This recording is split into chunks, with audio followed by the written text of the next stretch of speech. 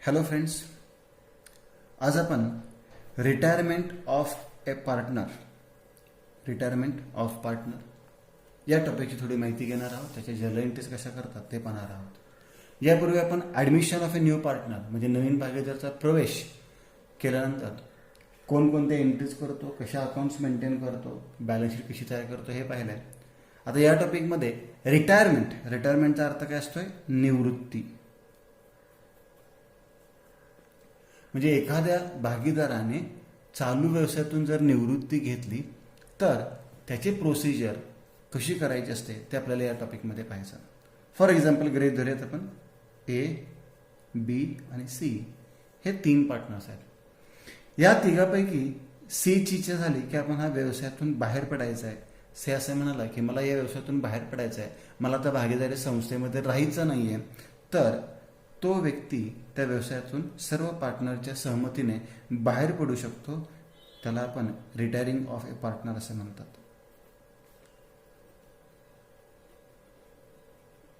मग तो व्यवसाय बंद होणार का? तर नाही होणार. तो व्यवसाय पुढे चालू राहणार आहे, पण त्याचे पार्टनर कोण असणार आहेत? ए आणि बी. कारण की त्याच्यामध्ये कोणी निवृत्ती घेतलेली आहे? सीने निवृत्ती घेतलेली आहे. म्हणजे त्याच्यामध्ये ए आणि बी हे 2च पार्टनर राहणार आहेत. याला आपण रिटायरमेंट ऑफ पार्टनर म्हणतो. मग भागीदार रिटायर झाल्यानंतर काय करावं लागतं? तर भागीदार रिटायर झाल्यानंतर ज्या तारखेला तो रिटायर होणार आहे त्या तारखेला आपल्याला सर्व ॲसेट्स आणि लायबिलिटीज रिव्हॅल्यूड कराव्या लागतील. कारण की त्याचा जो हिस्सा आहे तो त्याला आपल्याला परत करायचा आहे. ॲसेट्स लायबिलिटीज रिव्हॅल्यूड कराव्या लागतील. गुडविलचं कॅल्क्युलेशन आपल्याला करावं लागेल. न्यू रेशो आपल्याला कॅल्क्युलेट करावा लागेल.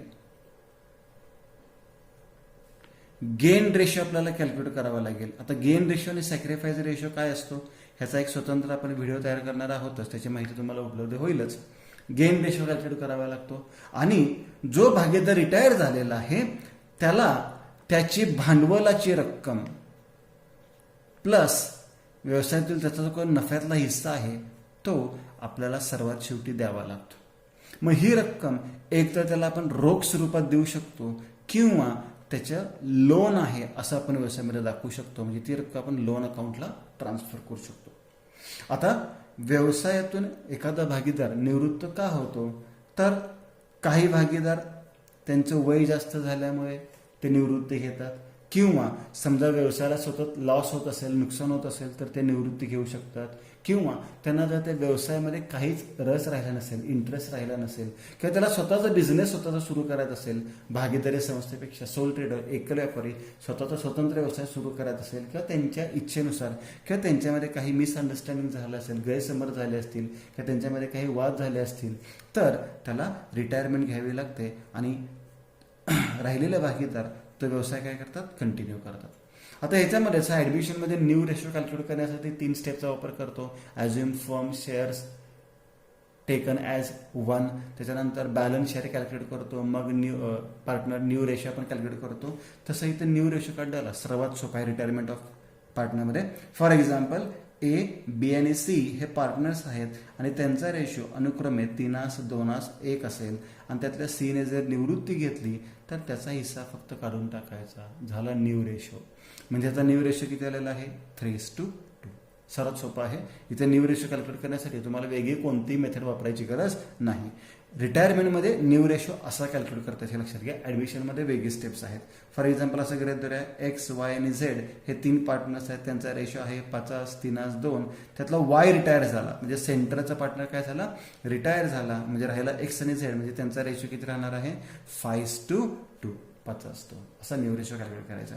आता ॲडमिशन टॉपिक आपण जो आधी पाहिलेला होता आणि आत्ता जो पाहणार होतो रिटायरमेंट टॉपिक, ह्याच्यामध्ये कोणकोणते फरक आहेत ते आपल्याला लक्षात घ्यायचे. ॲडमिशनमध्ये ओल्ड पार्टनर्स 2 असतात, ए आणि बी, आणि नवीन भागीदाराची एंट्री होते, सी एंटर्स इनटू बिझनेस. याला आपण ॲडमिशन म्हणतो. रिटायरमेंटमध्ये उलट आहे, 3 पार्टनर्स असू शकतात आणि त्यातून सी एक्झिस्ट होतो. सी एक्झिट होतो, बाहेर पडतो. याला आपण रिटायरमेंट असं म्हणतो. याच्यामध्ये जो नवीन भागीदार येतो त्याला इनकमिंग पार्टनर म्हणतात. येणारा सीला काय म्हणणार आपण? Incoming partner. आणि याच्यामध्ये रिटायरमेंटमध्ये याला रिटायरिंग पार्टनर म्हणतात किंवा आउटगोईंग पार्टनर म्हणलं तरी चालेल. Retiring partner. ठीक आहे. जेव्हा ए बी भागीदारी संस्थेमध्ये भागीदार असतात आणि सी ची एंट्री होते तेव्हा न्यू पार्टनर्स कोण कोण होतात? ए, बी आणि सी. पण जेव्हा ए, बी, सी पैकी सी बाहेर पडतो मग राहिलेले भागीदार आहेत ते कोण असणार आहेत? ए आणि बी. त्याला आपण कंटिन्युइंग पार्टनर म्हणतो. कंटिन्युइंग ते किंवा त्यालाच रिमेनिंग पार्टनर सुद्धा तुम्ही म्हणलं तर तुम्हाला सोपं झालं. रिमेनिंग म्हणजे राहिलेले पार्टनर. कंटिन्युइंग किंवा रिमेनिंग पार्टनर. आता आणखी काय फरक आहे तर ऍडमिशन या टॉपिकमध्ये आपण पाहिलेलं आहे. ऍडमिशनमध्ये जर तुम्हाला बॅलन्स शीटमध्ये जनरल रिझर्व्ह दिला असेल किंवा प्रॉफिट अँड लॉस दिला असेल किंवा रिव्हॅल्युएशन अकाउंट जो तयार करत होतो त्याच्या डेबिटला किंवा क्रेडिटला म्हणजे प्रॉफिट किंवा लॉस आला असेल तर आपण हा काय करत होतो तर आपण हा ओल पार्टनर्समध्ये डिस्ट्रीब्यूट करत होतो. ओल पार्टनर्स म्हणजे फक्त कोणाकोणामध्ये डिस्ट्रीब्यूट करायचो? ए आणि बी मध्ये. रिटायरमेंटमध्ये जर बॅलन्स शीटमध्ये तुम्हाला जनरल रिझर्व्ह दिला असेल, प्रॉफिट अँड लॉस अकाउंट दिला असेल किंवा रिव्हॅल्युएशन अकाउंटला प्रॉफिट किंवा लॉस झाला असेल तर तो ओल पार्टनर्समध्ये डिस्ट्रीब्यूट करतात. ओल पार्टनर्स म्हणजे ए, बी आणि सी. म्हणजे त्याला आपण ऑल पार्टनर सुद्धा म्हणू शकतो. हा एक सर्वात महत्त्वाचा फरक मुलं विसरून जातात आणि याच्यामध्ये कन्फ्युजन करायचं नाही. आणखी एक साधा सोपा फरक मग असं मी सांगितलं की रिटायरमेंटमध्ये गेन रेशो कॅल्क्युलेट करतात आणि ऍडमिशनमध्ये सॅक्रिफाईस रेशो कॅल्क्युलेट करतात. आता सॅक्रिफाईस रेशो आणि गेन रेशो हा केव्हा कॅल्क्युलेट करायचा असतो, हा कशासाठी कॅल्क्युलेट करायचा असतो, त्याचे इक्वेशन्स काय आहेत यासाठी आपण एक स्वतंत्र व्हिडिओ तयार करणार आहोत. तो नंतर तुम्ही व्हिडिओ चेक करू शकता. आता थोडक्यामध्ये सॅक्रिफाईस म्हणजे काय तर सहन करणे आणि गेन म्हणजे काय तर नफा. त्याला बेनिफिट रेशो सुद्धा म्हणतात. आपण एखादी गोष्ट सॅक्रिफाईस करतो, त्याग करतो, बरोबर. सॅक्रिफाईस म्हणजे सहन करणे किंवा त्याग करणे. उदाहरणार्थ आता ऍडमिशनमध्ये काय त्याग करतो आणि रिटायरमेंटमध्ये काय गेन होतो ते लक्षात घ्या. असं गृहीत धरूया ए आणि बी दोन पार्टनर्स आहेत. बघा मी काय सांगतोय, सिंपल एकदम एक्झाम्पल घेतोय. ए आणि बी हे दोन पार्टनर्स आहेत आणि त्यांच्या व्यवसायाला 1,00,000 रुपये नफा झाला. किती नफा झालेला आहे? 1,00,000 रुपये. इक्वल पार्टनरचा तसं गृहीत धरा. म्हणजेच ए ला किती मिळणार? 50,000 आणि बी ला सुद्धा किती मिळणार? 50,000 रुपये. समजा त्याने नवीन भागीदार घ्यायचं ठरवलं आणि त्यांनी नवीन भागीदाराला प्रवेश दिला ए, बी, सी आणि त्यांचा रेशो बदलला 5:3:2 आला.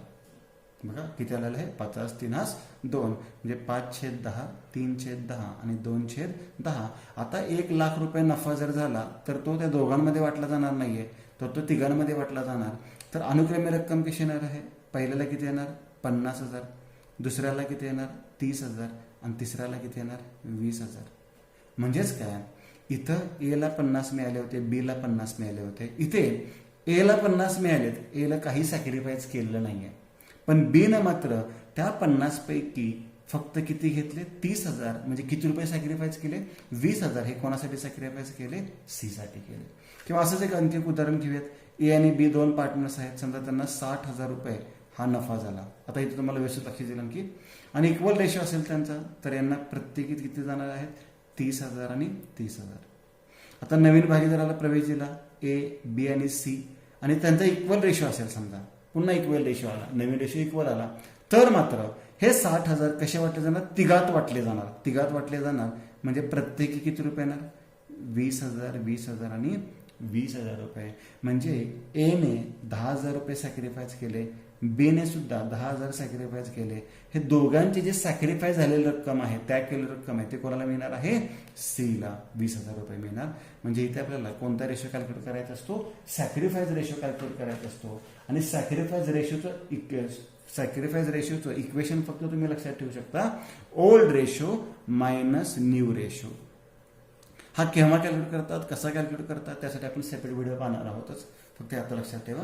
आता इथे गेन रेशो का म्हणायचा आहे तर गेन रेशो म्हणजे काय? उदाहरणार्थ इथे सांगितल्याप्रमाणे आपण घेऊयात ए, बी आणि सी हे तीन पार्टनर्स आहेत. सगळे जरा 60,000 रुपये त्यांना नफा झाला.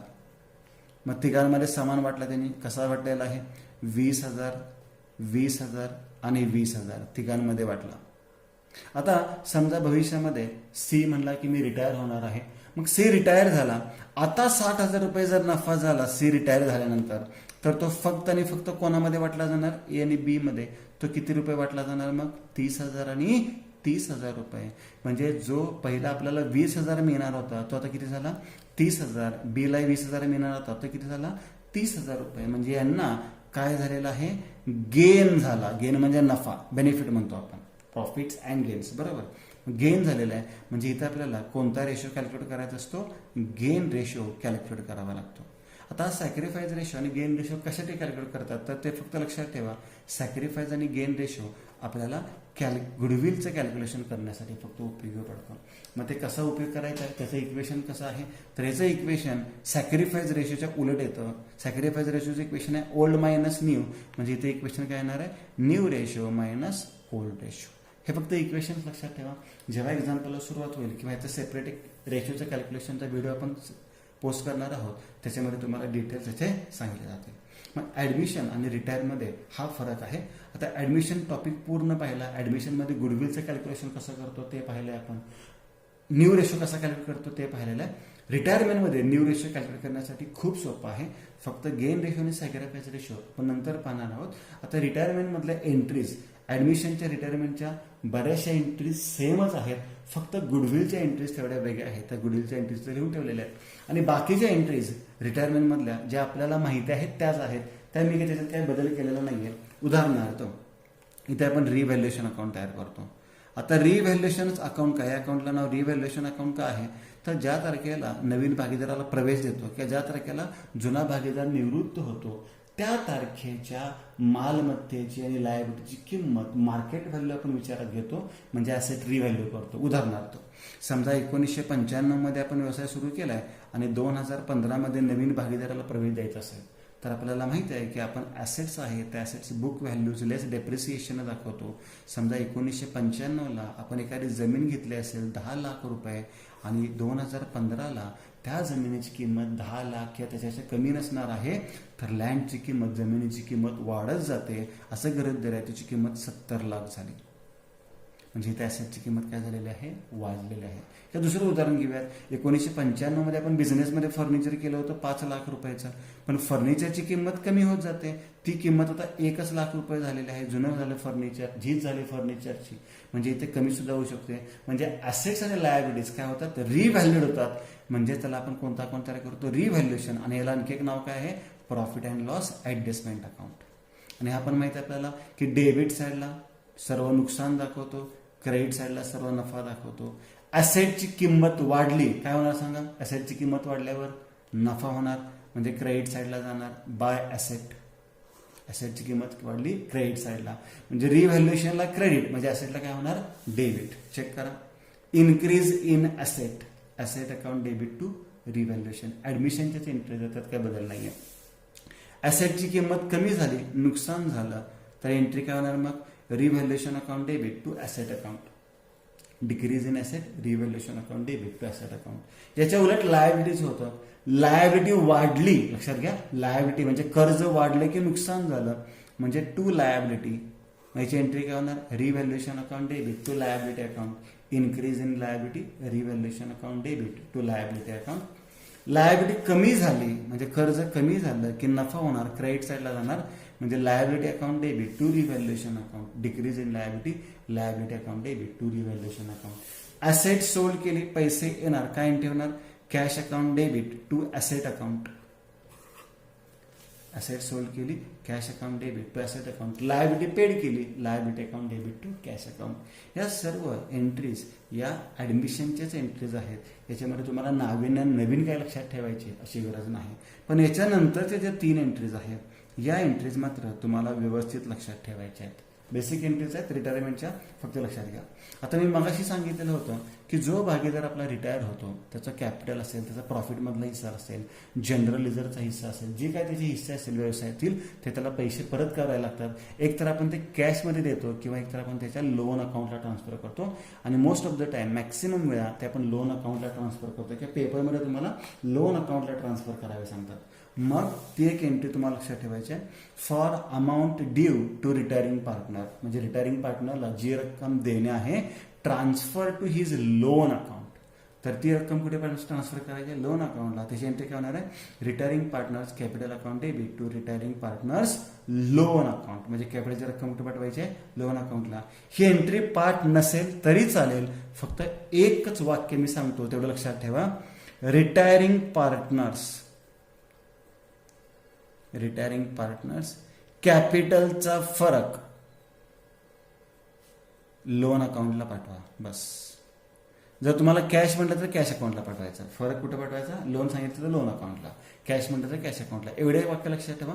हे एंट्री तुम्हाला पाठ करायची बिलकुल आवश्यकता नाही.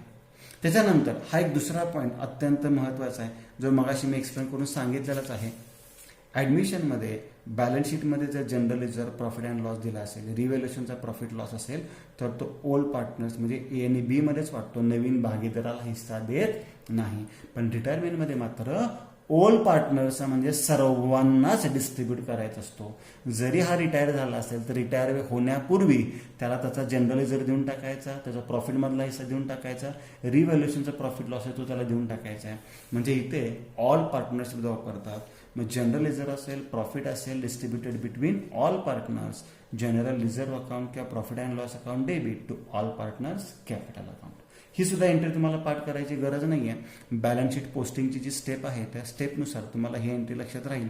फक्त एवढंच लक्षात ठेवा, रिटायरमेंटमध्ये जनरल रिझर्व्ह असेल, प्रॉफिट अँड लॉस नसेल, ऑल पार्टनर्समध्ये डिस्ट्रीब्यूट करतो. एवढं वाक्य लक्षात ठेवा, एंट्री पाठ करण्याची गरज नाही. आणि 11वीची बेसिक एंट्री आहे, सोपी एंट्री सर्वात, for additional capital bring in cash.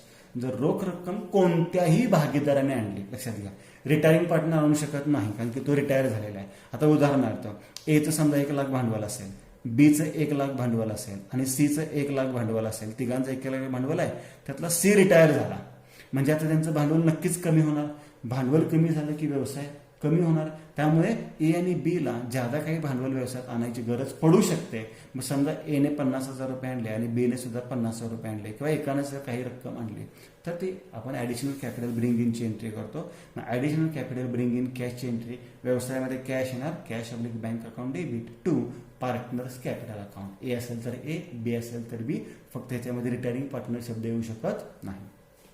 मग या झाल्या रिटायरमेंटच्या एंट्रीज. या पहिल्या 6 एंट्रीज तुम्हाला पाठ करायची आवश्यकता नाही आहे, ह्या ॲडमिशनच्याच एंट्रीज आहेत. ही एंट्री पाठ करू नका. त्याच्याऐवजी रिटायरिंग पार्टनर्स कॅपिटलचा फरक लोनला किंवा कॅशला पाठवायला लक्षात ठेवा. ही एंट्री पाठ करायची गरज नाही आहे. त्याच्याऐवजी बॅलन्स शीटचं पोस्टिंग करताना general reserve, profit and loss सर्व पार्टनर्समध्ये डिस्ट्रीब्यूट करायचं, हे वाक्य लक्षात ठेवा. आणि एंट्री आपल्याला माहिती आहे. आता लक्षात कोणत्या एंट्रीज ठेवायच्या आहेत, तर याला आपण व्हेरी व्हेरी इम्पॉर्टंट करूयात. Treatment of goodwill. मी थोडंसं पाठीमागे जातो. ॲडमिशनमध्ये गुडविलच्या एंट्रीज काय करत होतो, for goodwill bring in cash. Goodwill bring in कॅशच्या किती एंट्रीज करत होतो आपण, 2. आठवत असेल तर सांगा, कोणकोणत्या गुडविल ब्रिंग इन कॅशच्या एंट्रीज करत होतो आपण, cash account debit to goodwill account. आणि दुसरी कोणती करत होतो, goodwill account debit to old partners capital account. Very good, goodwill bring in cash. आता गुडविल रेज सांगितलं तर काय एंट्री करत होतो, goodwill account debit to old partners capital account. ही दुसरी एंट्री फक्त करत होतो, goodwill raise. Goodwill written off असेल काय एंट्री करत होतो, all partners capital account debit to goodwill account.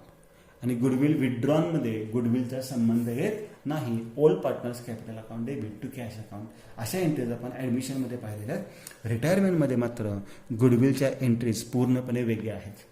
रिटायरमेंटमध्ये भागीदार निवृत्त होत आहे म्हणजे तो पैसे आणणार नाहीये, तर गुडविल आपल्याला रेज करायचं आहे आणि त्याच्या एंट्रीज आपल्याला या टॉपिकमध्ये व्यवस्थित लक्षात ठेवायच्या आहेत. बघा आता या टॉपिकमध्ये गुडविल आपल्याला ब्रिंग इन कॅशची एंट्री होणार नाही, तर गुडविल जे आहे ते एकतर रेज होणार आहे किंवा गुडविलची जे कॅल्क्युलेशन रिटर्न ऑफ आहे त्याच्या एंट्रीज आपल्याला पाहिजेत. तर पहिली एंट्री पहा, for goodwill raise to its full value and written. म्हणजे गुडविल रेज केलेलं आहे आणि कसं रेज केलेलं आहे, फुल व्हॅल्यूने, पूर्ण किमतीने रेज केलं असेल तर त्याची एंट्री लक्षात ठेवायची आहे. Goodwill account debit to full value शब्द वापरला असेल तर तिथे ऑल पार्टनर्स कॅपिटल अकाउंट आणायचं, ऑल पार्टनर्स कॅपिटल अकाउंट. बघा इथे सुद्धा गुडविल रेजची एंट्री होती, गुडविल टू ओल्ड पार्टनर्स. इथे गुडविल टू ओल्ड पार्टनर्स म्हणजे ऑल पार्टनर्स असणार आहे. इथे सुद्धा रेजची एंट्री त्याच पद्धतीने झाली. आता इथे for goodwill raise to the extent of retiring partner. म्हणजे पूर्ण किमतीने रेज करायचं नाहीये, फक्त रिटायरिंग पार्टनरचा जो हिस्सा आहे, शेअर आहे, त्याने रेज करायचं आहे. एंट्री अशीच होणार, गुडविल अकाउंटलाच डेबिट होणार गुडविल रेज झाल्यानंतर. गुडविल अकाउंट डेबिट टू, आता इथे फुल व्हॅल्यू असेल तर ऑल पार्टनर्स म्हणतो, इथे कोणासाठी कोणाच्या किमतीचे एक्सटेंड करायचं आहे, रिटायरिंग पार्टनर्स, म्हणजे to retiring partners capital account, to retiring partners capital account. आणि सर्वात शेवटची entry goodwill written off. Written off म्हणजे काढून टाकणे, म्हणजेच बऱ्याच वेळा सांगितलेलं असतं goodwill account should not goodwill account is not shown in the books of account, म्हणजे गुडविल व्यवसायाच्या पुस्तकात दाखवायचं नाही. दाखवायचं नाही म्हणजेच काय करायचं असतं, गुडविल रिटर्न ऑफ करायचं असतं. आणि रिटर्न ऑफ करताना इथे गुडविल अकाउंटला डेबिट झालेलं आहे, रिटर्न ऑफ करताना काय होणार आहे, क्रेडिट होणार आहे. किंवा इथे सुद्धा आपण all partners to goodwill account करतो, इथे ऑल पार्टनर शब्द येणार नाहीये. रिटायरमेंटमध्ये गुडविल रिटर्न ऑफ करताना जो भागीदार रिटायर झालेला आहे तो सोडून राहिलेले भागीदार, मग राहिलेल्या भागीदारांना आपण काय म्हणतो, कंटिन्युइंग पार्टनर्स किंवा रिमेनिंग पार्टनर्स. मग त्याची एंट्री काय होणार आहे, continuing partners capital account debit, continuing partners capital account debit to goodwill account, to goodwill account. ह्या एंट्रीज तुम्हाला परफेक्ट करायच्या आहेत. बघा पुन्हा एकदा ह्याचा स्क्रीनशॉट काढून ठेवा, ह्याचे नोट व्यवस्थित तुम्ही लिहून ठेवू शकता. या एंट्रीज रिटायरमेंटमध्ये आपल्याला परफेक्ट करायच्या आहेत. ॲडमिशनमधल्या एंट्रीज त्याच एंट्रीज 6 याच्यात रिपीट झालेल्या आहेत. आणि त्याच्यानंतर एक्स्ट्रा एंट्रीज या 3 आहेत.